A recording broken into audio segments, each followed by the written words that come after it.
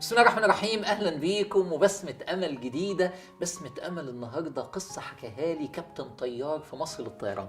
هو بيقول لي انا قبل ما اكون يعني كابتن طيار انا لاعب فروسية.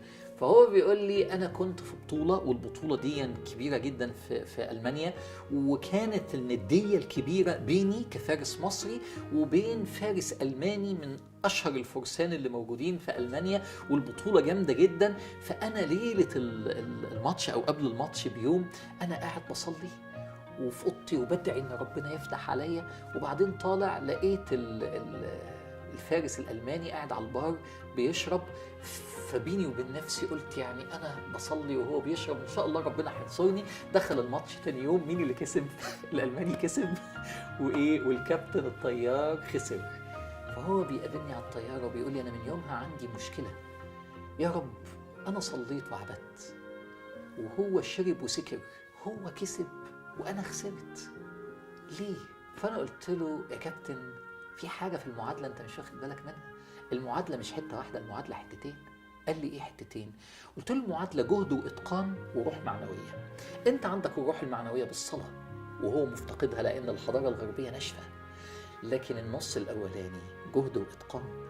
ربنا عادل، أنت دعيت بس الجهد والإتقان عنده أعلى بكتير. لو كنت كملت جهد وإتقان مع الروح المعنوية لازم تكسب، لأن معاك الإيمان الطاقة الروحية ومعاك الجهد والإتقان. يا جماعة الغرب كسبنا عشان كده. الغرب كسبنا في كل الميادين، لأن الفرق الجهد والإتقان 200 سنة.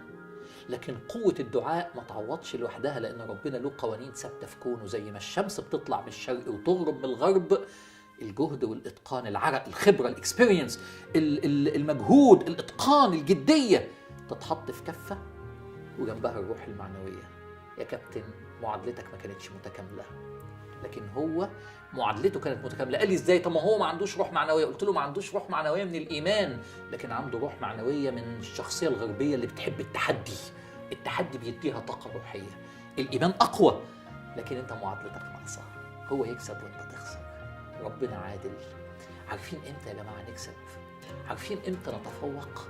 شويه جهد واتقان زياده، شوية مجهود بجدية زيادة، مع إتقان، مع مجهود، مع البحث عن كل أبواب النجاح، وضيف عليهم إيمان ودعاء وصلاة.